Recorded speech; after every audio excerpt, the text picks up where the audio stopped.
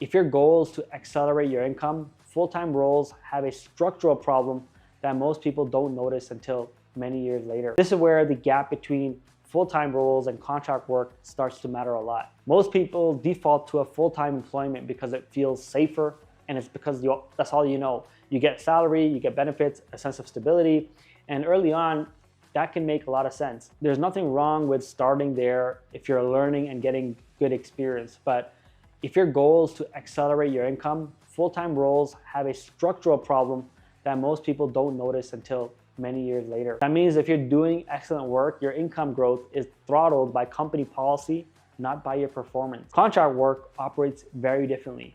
When you work on contract, you're not being paid for loyalty or for tenure.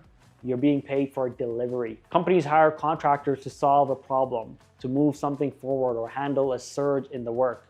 And because of that, they're willing to pay more per hour. They're also willing to revisit pay more frequently. Instead of waiting a year for a performance review, contracts typically renew every 6 months, and every renewal is a negotiation point.